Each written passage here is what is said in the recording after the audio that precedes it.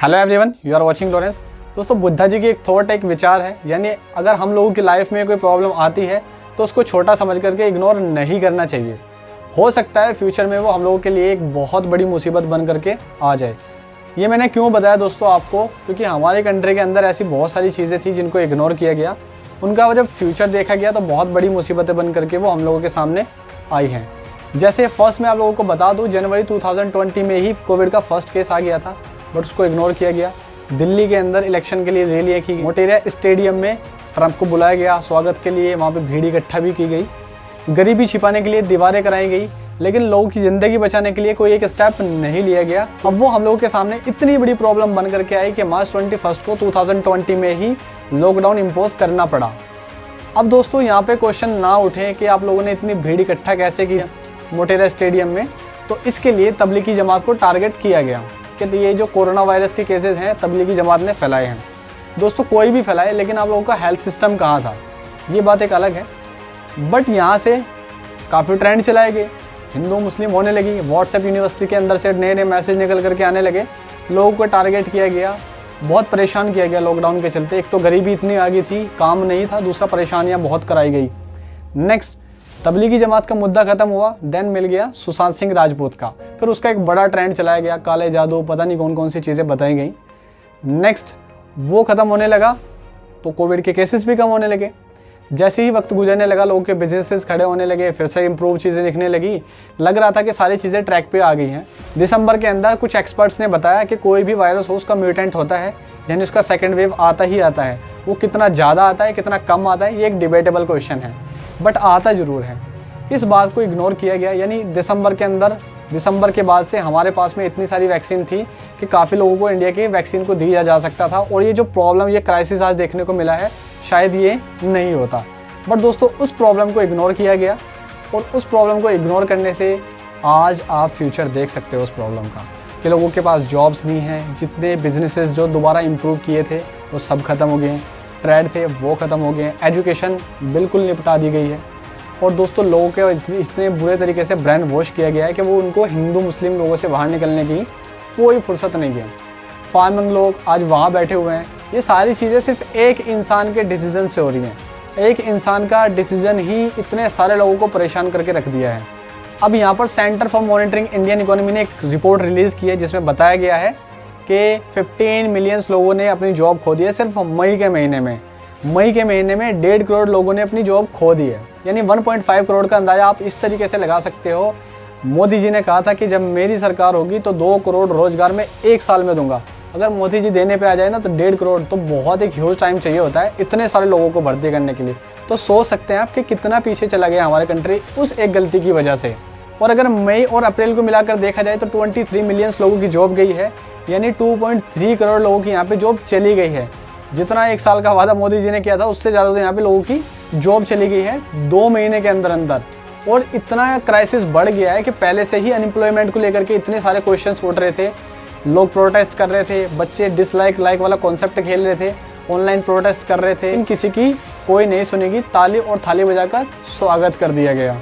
Economy के अंदर क्या होता है दोस्तों, एम्प्लॉयमेंट का जो लिंक होता है ना, वो डायरेक्टली जीडीपी से होता है। यानी लोगों के पास जॉब्स होंगी, पैसे होंगे तो उनकी डिमांड बढ़ेगी, नहीं होंगे तो कम हो जाएंगी, और जैसे ही उन लोगों की डिमांड कम होगी तो मैन्युफैक्चरिंग कम होगी, और अल्टीमेटली जो जीडीपी ग्रोथ है वो डाउन हो जाएगी। वैसे तो अभी फर्स्ट बजट नहीं आया है, हो सकता है अगस्त के आसपास आए। और अब दोस्तों, कोविड की फर्स्ट वेव, सेकेंड वेव, इससे क्या फ़र्क पड़ने वाला है, क्योंकि इकोनॉमी का भट्टा तो तब से ही बैठ चुका था जब से डिमोनेटाइजेशन और जीएसटी जैसी चीज़ों को लागू किया गया था इस कंट्री के अंदर। अब देख लेते हैं टोटल एम्प्लॉयड। दोस्तों, वैसे तो मैं गवर्नमेंट के किसी डेटा पे बिलीव नहीं करता हूँ। वैसे भी क्या होता है, गवर्नमेंट का जो डेटा होता है वो रियल टाइम पे नहीं आता है, उसमें बहुत लेट हो जाता है। तो इसीलिए यहाँ पर सीएमआई ने एक डेटा रिलीज़ किया गया है, जिसके अंदर बताया गया है कि एम्प्लॉयमेंट की जो संख्या थी अप्रैल के अंदर वो 391 मिलियन थी, जबकि मई के अंदर वो जाकर के हो जाती है 376 मिलियन। अब यहाँ से दोस्तों कितना हुआ, 15 मिलियन लोग ऐसे हैं जिसकी मई के अंदर जॉब चली गई है। और अगर अप्रैल और मई दोनों को मिला करके देखा जाए तो 23 मिलियन लोग ऐसे हैं जिनकी यहाँ पे जॉब चली गई है, यानी 2.3 करोड़ लोग ऐसे हैं जिनके पास जॉब नहीं है, उनकी जॉब चली गई है। अब दोस्तों 2.3 करोड़ लोग अगर आप देखोगे, ये एक बहुत बड़ा अमाउंट हो जाता है। यानी इसको याद करके सिर्फ भूल जाना ही नहीं हो सकता, क्योंकि इतने लोगों के साथ में उसकी फैमिली मेम्बर्स भी जुड़े होते हैं एक पर्सन के साथ में 3 से 4 फैमिली मेम्बर जुड़े ही होते हैं। आप सोच सकते हैं कि कितना बड़ा यहाँ पे लॉस देखने को मिला है। अगर आप अनएम्प्लॉयड को देखोगे तो 50 मिलियन लोग ऐसे हैं जिनके पास कोई अपॉर्चुनिटी नहीं है और वो जॉब करना चाहते हैं। जो जॉब नहीं करना चाहते हैं उनका डेटा नहीं बताया मैंने आपको, ये सिर्फ उन लोगों का डेटा बताया मैंने जो जॉब करने में इंटरेस्टेड हैं, उनकी संख्या 50 मिलियंस हो चुकी है। अगर मेजर इम्पैक्ट देखोगे कि मेजर इम्पैक्ट किसके ऊपर पड़ा है, तो सबसे ज़्यादा मेजर इम्पैक्ट पड़ा है यहाँ पर जो डेली वेजेस करने वाले थे या फिर जो लोग स्मॉल बिजनेसेस थे, जो स्मॉल ट्रेडर्स थे, उनके सबके बिजनेसेस ट्रेड्स ख़त्म हो चुके हैं। हाँ, जो सैलरी बेस्ड लोग थे उनके ऊपर ज़्यादा इम्पैक्ट देखने को नहीं मिला है। डिफरेंट सेक्टर की अगर बात करूँ तो 127 अप्रैल के अंदर ऐसे लोग थे जो स्मॉल ट्रेड और डेली वेजेस पे काम करते थे।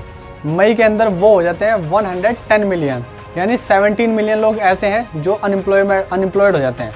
अभी आप कहोगे कि आपने बताया कि मई के अंदर तो 15 मिलियन लोगों की जॉब गई है और आपने यहीं पर बता दिया इसी सेक्टर के अंदर ओनली कि 17 मिलियन लोगों की जॉब गई है। दोस्तों ऐसा नहीं है, क्योंकि यहाँ से क्या होता है, कुछ लोग गांव से आते हैं काम करने के लिए अर्बन एरिया में। जैसे ही उनकी जॉब गई तो वो वापस से गांव में लौट गए। जैसे ही गांव में लौटे तो उन्होंने फार्मिंग एक्टिविटी में जाके एंगेज्ड हो गए और इसीलिए मई के अंदर रिपोर्ट आई थी जो फार्मिंग एक्टिविटीज़ की, यानी 9 मिलियन लोग ऐसे थे जो फार्मिंग एक्टिविटी में जाकर के एंगेज्ड हो चुके हैं। यानी इससे अलग अगर आप इसको कंपेयर करके देखोगे फार्मिंग एक्टिविटीज़ को और सैलरीड लोगों को जिनके पास सैलरी आती है, तो 1.22 मिलियन लोग ऐसे हैं जिनके पास कोई जॉब नहीं है, यानी अनएम्प्लॉयड हैं। वो बात अलग है कि फार्मिंग एक्टिविटी के अंदर कुछ एम्प्लॉय बढ़े हैं, जैसे 1.4 मिलियन लोग बढ़े हैं उसके अंदर, तो यहाँ से एक डेटा निकल जाता है। ऐसा नहीं है कि रूरल एरिया में जाके ज़्यादा एम्प्लॉय मिल रहा है, वो एक डिफरेंट सिचुएशन है, उसके बारे में मैं थोड़ा आगे बताऊंगा आप लोगों को। कुछ इकोनॉमिस्ट का भी कहना है कि यहाँ पे बहुत सारे लोगों को पॉवर्टी में डाल दिया जाएगा, जो गरीबी में चले जाएंगे, यानी जिससे इकोनॉमी के ऊपर एक बहुत बड़ा इम्पैक्ट देखने को मिलेगा। रूरल इंडिया की बात करूँ तो जो अनएम्प्लॉयमेंट अप्रैल के महीने में था 7.10% था, वही मई के महीने में बढ़कर हो जाता है 10.68%। यहाँ पर दोस्तों देखोगे काफ़ी सारा गैप देखने को मिला है। यानी आप सोच सकते हो जो पॉपुलेशन वापस लौट रही है गांव में, एक रूरल एरिया में, वहाँ पे उनको काम तो मिल रहा है, लेकिन इसका एग्जांपल आप इस तरीके से समझ सकते हैं जैसे 2 बीघा कोई खेत है, उसमें पहले 2 बंदे काम करते थे तो उनको कोई सैलरी मिलती थी। अब उसी खेत के अंदर 10 बंदे काम करने लगे और सेम काम है, तो जो यानी 8% उसमें एक्स्ट्रा हुए हैं वो सैलरी अब उनमें भी डिस्ट्रीब्यूट होगी, तो यानी इतना बड़ा अनएम्प्लॉयमेंट हो जाता है। इस तरीके से जीडीपी के ऊपर बहुत बड़ा इम्पैक्ट देखने को मिलता है। रिसेंटली आरबीआई की भी एक एनुअल रिपोर्ट आई है। आरबीआई ने भी माना है कि हाँ, देश के अंदर अनएम्प्लॉयमेंट को लेकर के एक बड़ा क्राइसिस चल रहा है और हो सकता है एक लॉन्ग टाइम तक चले। आरबीआई का मान लेना एक बहुत ही इंपॉर्टेंट हो जाता है दोस्तों यहाँ पर, क्योंकि इसके लिए उन्होंने बताया भी है कुछ कि जैसे कि एम्प्लॉयमेंट है उसको संभाला जाए या फिर लाइवलीहुड को संभाला जाए, और इस सिचुएशन को उन्होंने रोजगार एज डायलेमा बोला है। बैक टू पॉवर्टी की बात करूं तो यहाँ पे दोस्तों बहुत सारे लोग ऐसे हैं यानी जो इन सब से इन्फ्लुएंस्ड हो करके जिनकी जॉब चली गई है, उनके पास पैसे कम हैं, वो अब पॉवर्टी में आते जा रहे हैं। यहाँ पे कुछ एक्सपर्ट का भी कहना है कि जैसे ही जीडीपी बढ़ने लगेगी ये निकल जाएंगे। जैसे कुछ रिसर्चर्स हैं, पीयू की बात करूँ तो उन लोगों का कहना है कि 75 मिलियन लोग ऐसे हैं जो पॉवर्टी में आ गए हैं। जब जीडीपी ऊपर जाएगी तो ये भी पॉवर्टी से निकल जाएंगे। अब जो अजीम प्रेमजी यूनिवर्सिटी है उसमें बताया गया है कि जैसे हमारी national daily veg income 370 rupees होती है, अब 230 मिलियन लोग उससे भी नीचे का पैसा कमा रहे हैं, यानी उससे भी कम पैसे कमा रहे हैं। जो हमारी नेशनल इनकम है डेली वेजेस की, उससे भी कम पैसा कमा रहे हैं। अब अगर इसके कंक्लूजन की बात करूं तो दोस्तों यही है कि होप रखनी चाहिए, पॉजिटिविटी रखनी चाहिए कि हम लोगों को सब कुछ मिलेगा। बट दोस्तों रेलवे बिक गया, एयरवे बिक गया, बैंकों का प्राइवेटाइजेशन कर दिया गया, अब उम्मीद रखें भी तो किससे रखें, वो एक अलग बात हो जाती है। तो दोस्तों कैसा लगा मेरा वीडियो आप मुझे कमेंट बॉक्स में कमेंट करके ज़रूर बताइएगा। फर्दर वीडियो पाने के लिए यार आप मेरे चैनल को सपोर्ट करना चाहते हो तो डिस्क्रिप्शन में मेरा नंबर मिल जाएगा, जिससे मुझे काफ़ी सपोर्ट मिलेगी, मैं आप लोगों के लिए और एजुकेशनल इन्फॉर्मेटिव वीडियोस बना सकूं। तो thank you so much, bye bye.